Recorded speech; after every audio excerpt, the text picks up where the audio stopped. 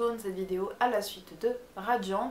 Donc si c'est une vidéo courte, j'ai essayé de vous rajouter une autre vidéo courte juste après. Et comme vous avez pu le voir dans l'intro, c'est aujourd'hui qu'on parle de Sword Art Online progressive. Donc j'avais un petit peu parlé dans mon book haul de décembre. J'étais en train de me souvenir de quel mois on était. On est en janvier. C'est bien Julie, tu te souviens des mois de l'année. On est fiers de toi. Donc actuellement il y a 3 tomes de parus, 4 au Japon et je ne sais pas du tout quand sort le 4e. Donc les 3 tomes. Donc au niveau des tranches on a une couleur différente pour chaque. Le premier est vert, le deuxième est rouge, le troisième est bleu. Alors avant d'oublier, parce que ça c'est un truc que j'oublie très souvent, donc le story est de Reiki Kawahara, le comic de Kiseki Imura et le character design de Abeck aux éditions Oto Oto. C'est une édition que j'aime beaucoup vu qu'ils ont aussi Spice and Wolf. Donc le premier tome se présente comme ceci. Avec derrière vous avez toujours la même phrase, donc c'est Sword Art Online progressive et en dessous la conquête de Linkrad étage par étage. Ensuite vous avez les premières pages en couleur pour le tome 1, donc qui présente un peu la situation d'Asuna. Voilà. Pour le tome 2 qui est dans les tons rouges, donc on a Asuna et Kirito. Bon derrière, hein, comme d'hab, le truc blanc. Et on a une petite image avec Asuna et Argo que je vous présenterai après.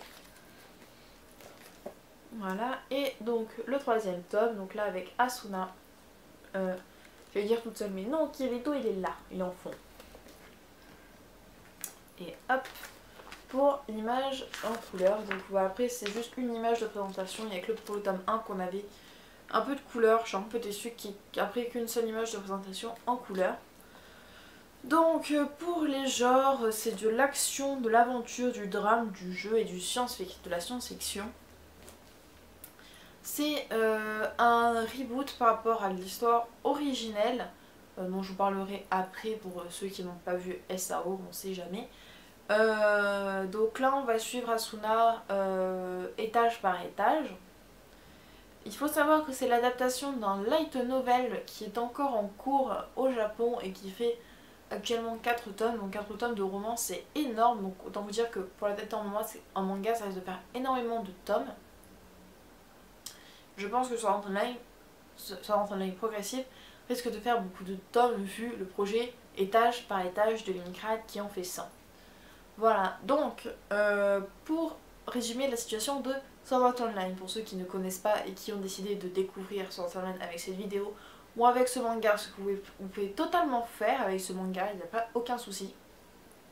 Mais je vais quand même vous réexpliquer l'histoire principale qui n'est pas forcément extrêmement détaillée dans le début du...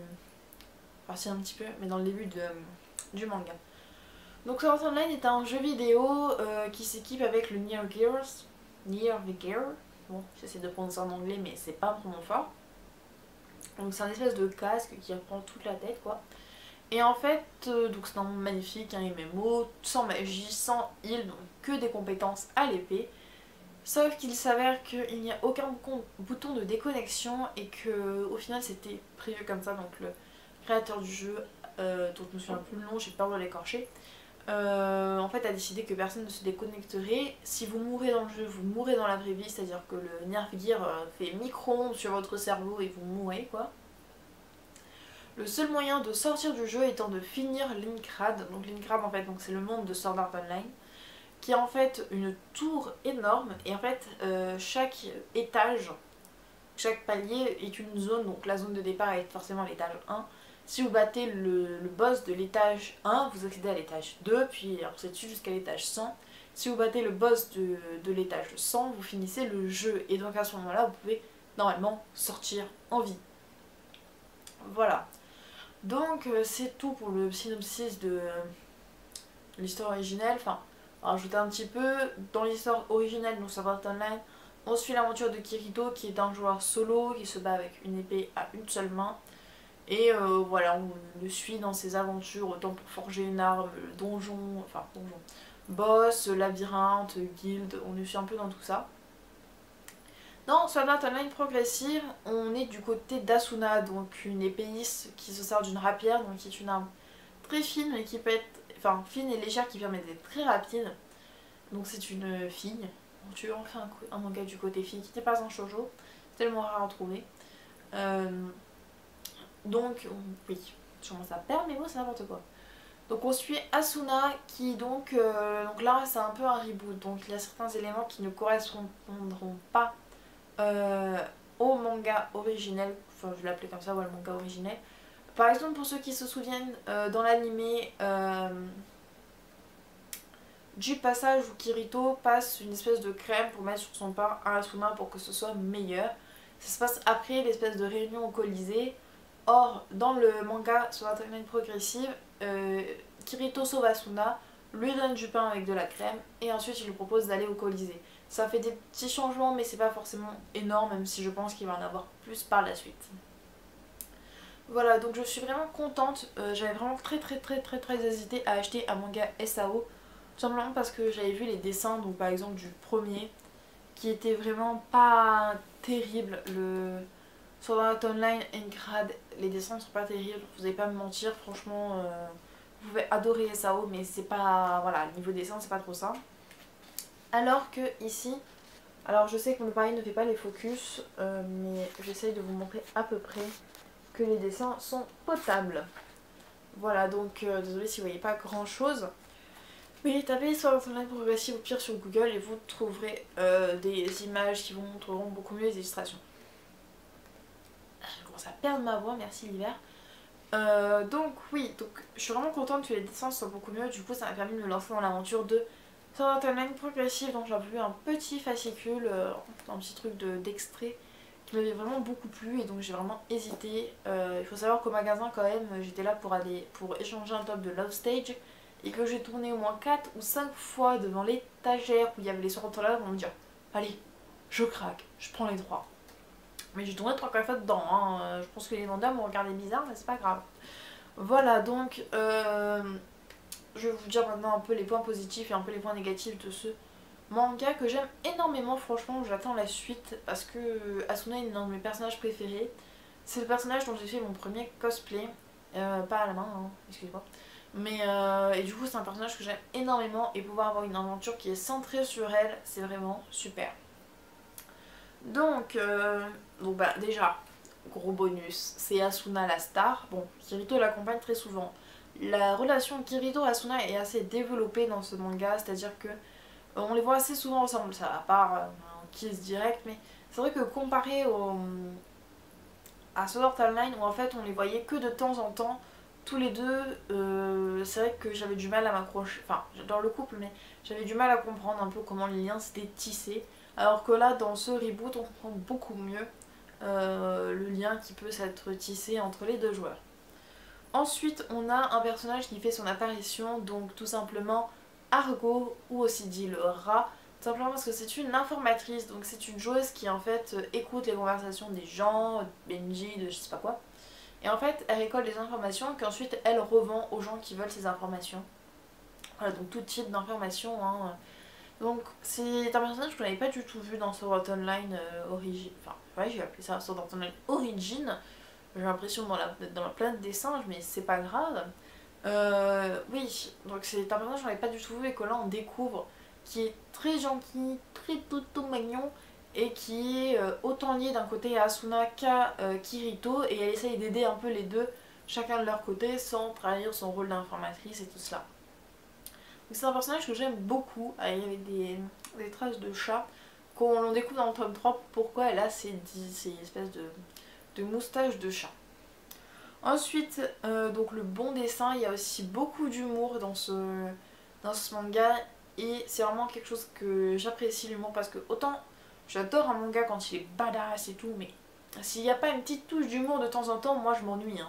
C'est la badass, moi je préfère badass, humour, badass, c'est mieux. Je préfère avoir un sourire devant un manga, voire même exploser de rire, ça m'arrive.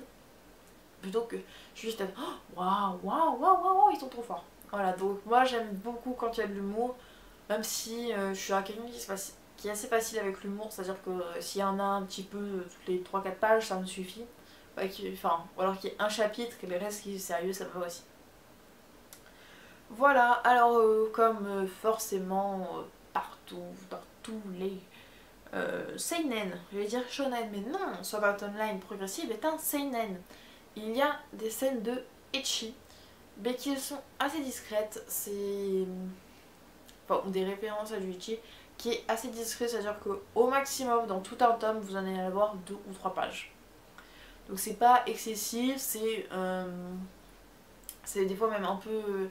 c'est un peu exagéré mais compréhensif, enfin, c'est un ecchi qui est bien tourné, c'est-à-dire que je déteste lire quelque chose où on sent le ecchi partout.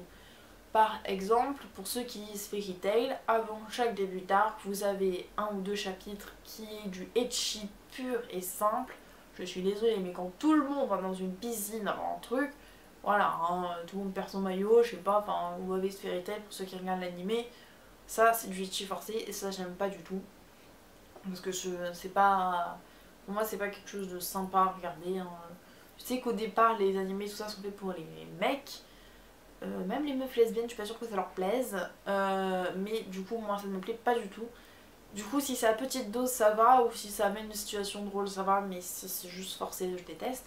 Donc ce manga là n'en a pas, c'est pas énormément forcé, c'est vraiment très sympa et compréhensif entre guillemets. Je pense à la première scène où en fait Asuna prend un bain chez Kirito parce que Kirito a une maison, non, il a une chambre qui a donc une baignoire et qu'Asuna ça doit faire des jours entiers qu'elle a pu prendre un bain et comme c'est une fille d'avoir l'habitude de prendre un bain, du coup elle veut prendre un bain quoi, pour la logique.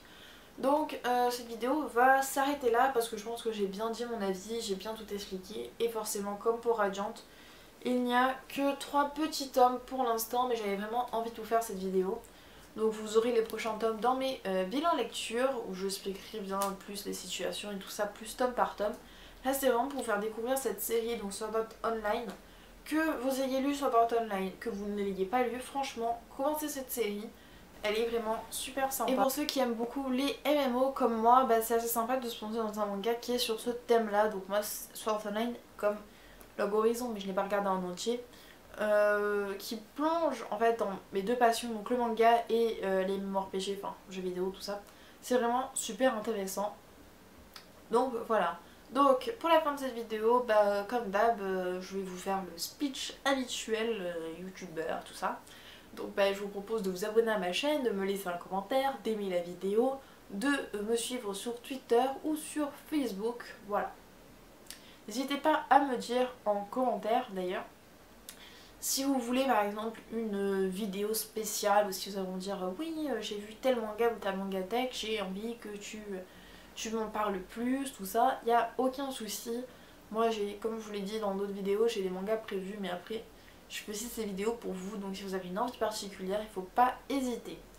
Voilà, c'est tout pour moi, ciao.